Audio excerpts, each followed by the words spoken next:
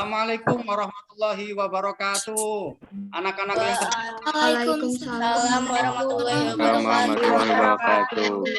Alhamdulillah. Bagaimana kabarnya anak-anak? Ya. Baik. Alhamdulillah baik. Alhamdulillah baik, Terima Pak. kasih, terima kasih. Semoga semuanya tetap sehat, tetap semangat belajar walaupun di rumah semuanya. Baik anak-anak, Bapak minta semuanya sebelum kita mulai hari ini akan ada materi tentang penyuluh anti korupsi, penyuluhan anti korupsi. Sebelum kita mulai, biar semangat anak-anak ya. Kita mulai dengan semangat pagi kita. Nanti kalian akan menirukan Bapak. Baik, semuanya siap ya? Bapak akan mulai. Semangat pagi. Pagi. Luar biasa.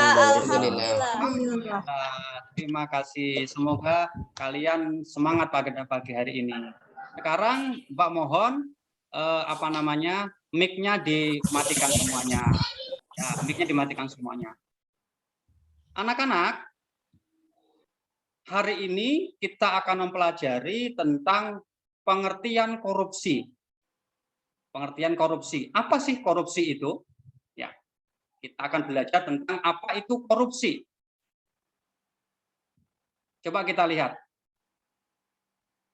Sebelumnya kita ada pertanyaan dari Bapak. Coba mic-nya dinyalakan semua. Do you know this person? Ada yang tahu siapa ini? Ayo, siapa tahu? Siapa anak-anak? Ir Soekarno. Muhammad Hatta, adik Ir Soekarno. Jawabannya siapa kira-kira? Muhammad Hatta, Pak. Muhammad Hatta. Muhammad Hatta. Betul sekali. Ya, terima kasih. Silakan matikan lagi anak-anak mic-nya. Saya sangat bersyukur ternyata kalian tahu. Ya. Ya, benar. Ini namanya adalah Bapak Muhammad Hatta. Ya, Wakil Presiden Republik Indonesia yang pertama. Tapi tahukah kalian bahwa Bung Hatta atau sapaan akrabnya Bung Hatta itu memiliki rekam jejak sebagai sosok anti korupsi. Beliau adalah sosok yang anti terhadap korupsi. Ada sebuah cerita begini anak-anak. Suatu ketika Bapak Bapak Muhammad Hatta ini pergi ke Irian Jaya yang sekarang Papua itu. Kemudian ke Tanah Merah. Kemudian sampai di sana ada seseorang memberikan amplop yang berisi uang. Terus Pak Hatta langsung kaget. Loh, apa ini? Kata Bapak Hatta. Ini adalah uang untuk perjalanan Anda, Bapak. Uang apa ini? Kata Bapak Hatta. Kemudian beliau menjawab, saya bisa datang ke sini saja sudah bersyukur. Dan saya pun perjalanan ke sini dibiayai oleh pemerintah. Saya tidak mau menerima. Itu adalah uang rakyat. Saya sudah dibiayai oleh pemerintah dan itu juga uang rakyat. Itu bukan hak saya.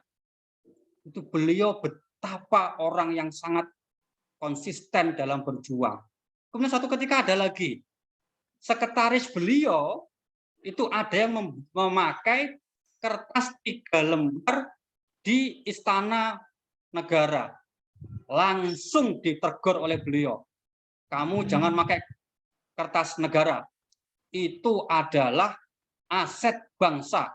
Saking beliau tidak mau korupsi. Coba bayangkan teman-teman anak-anakku semuanya.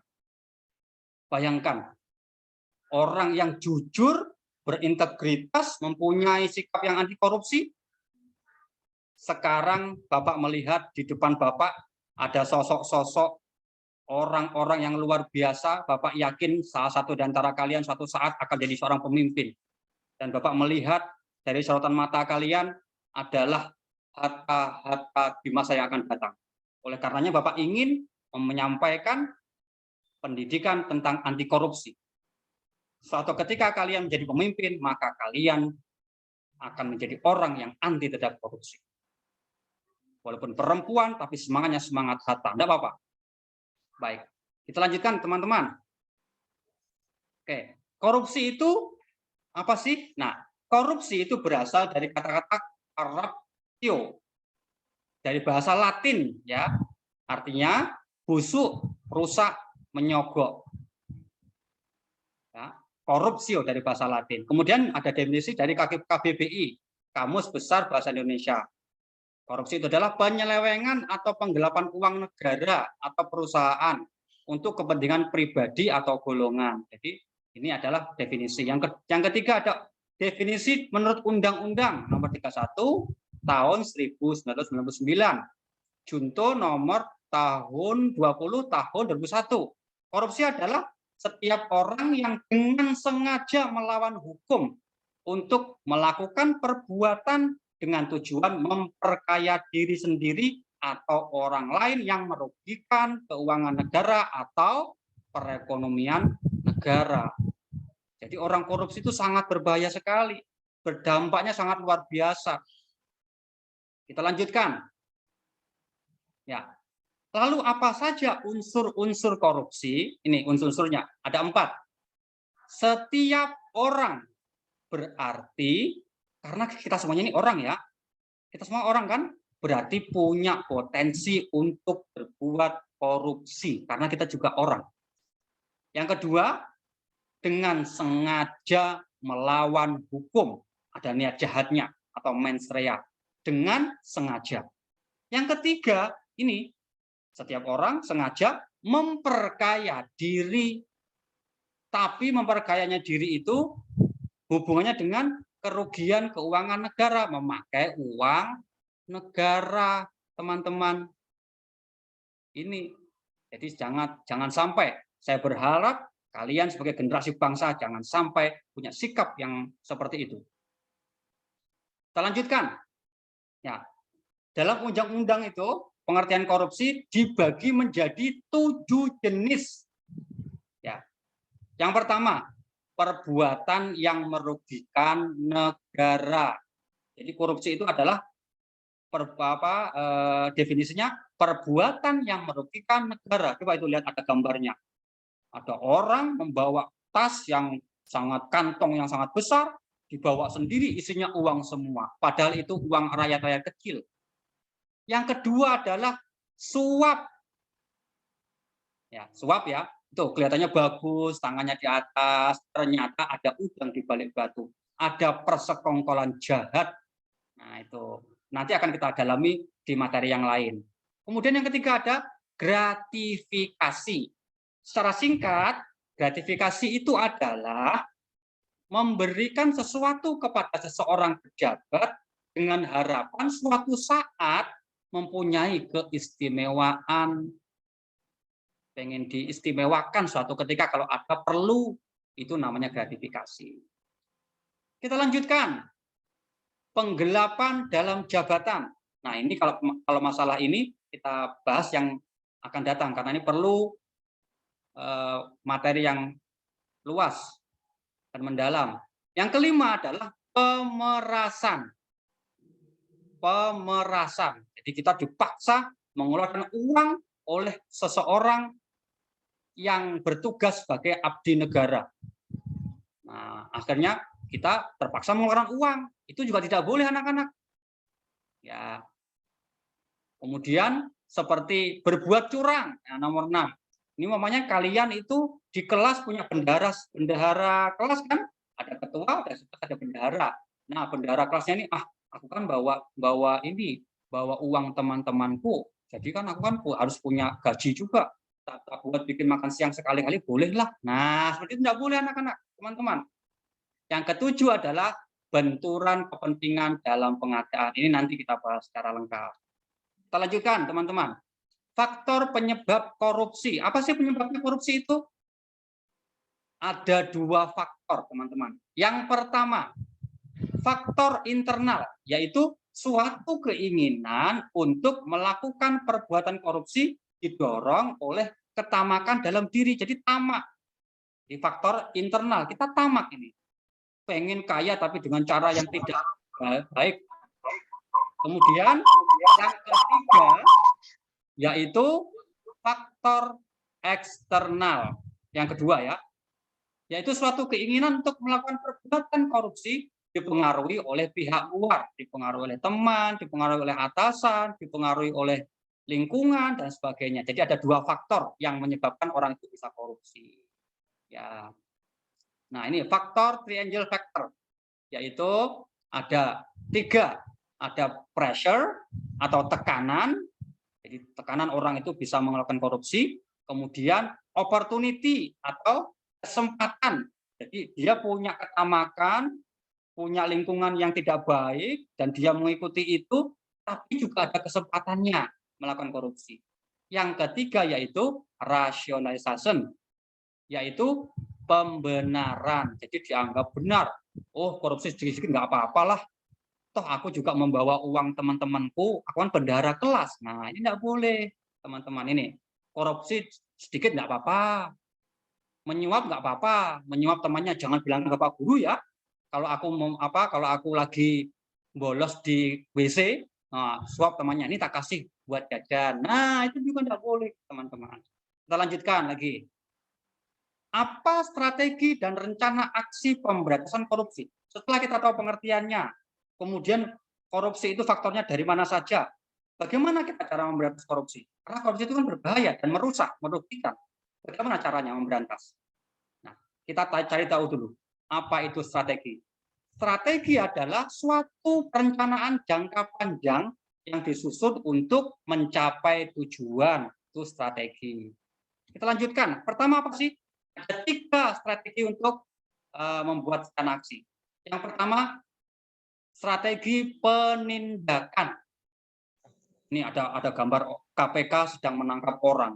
Jadi orang yang korupsi, caranya biar negara kita anti korupsi atau orangnya tidak mau korupsi, maka atau tidak bisa korupsi, harus ada strategi penindakan, yaitu penegakan hukum oleh aparat penegak hukum. Ditangkap, tujuannya menimbulkan efek jerah bagi para pelaku korupsi atau koruptor. Terus pertanyaannya, apa yang bisa kita lakukan? Ini anak-anak, caranya peduli terhadap lingkungan sekitar. Jika melihat ada peristiwa tindak pidana korupsi, maka harus dilawan dan dilaporkan kepada penegak hukum. Itu yang bisa kita lakukan. Aksi kita yang bisa kita lakukan. Setidak-tidaknya kita peduli terhadap lingkungan kita. Oke, kita lanjutkan strategi yang kedua.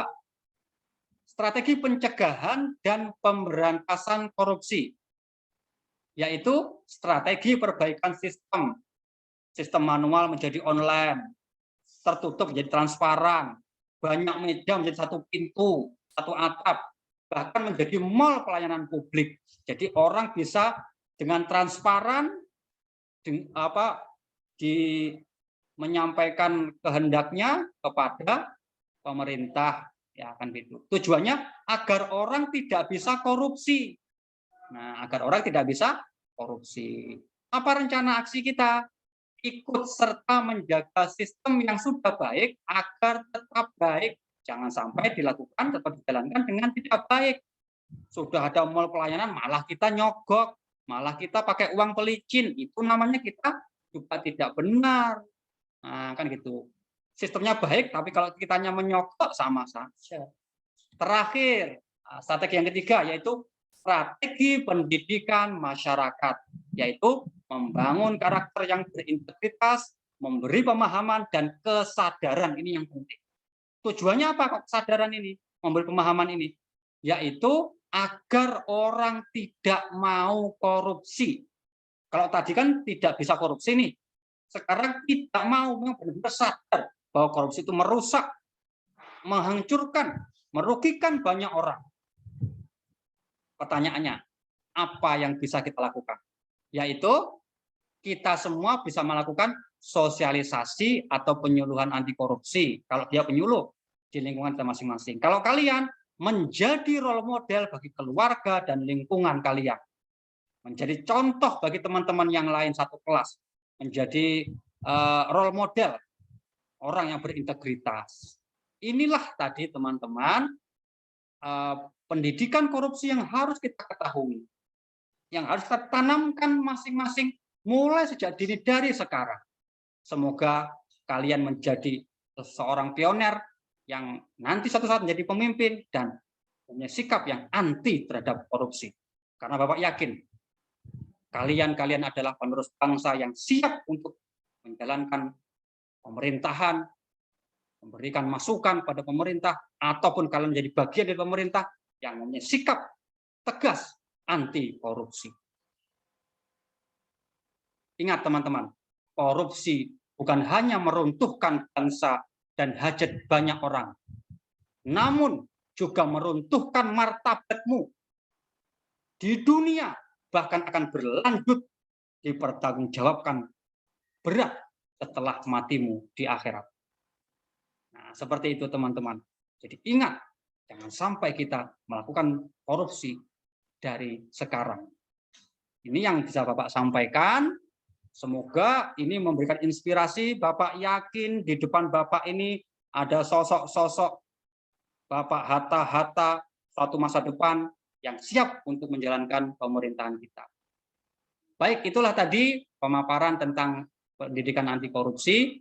Setelah ini nanti ada post-test, jadi kalian harus ikut post-test. Sekian dari Bapak, semoga ini menginspirasi dan kita semuanya mengajak, Bapak juga mengajak diri Bapak sendiri untuk mempunyai sikap anti korupsi. Ya. Terima kasih. Sekian dari Bapak. Wassalamualaikum warahmatullahi wabarakatuh. Waalaikumsalam warahmatullahi wabarakatuh. Wabarakatuh.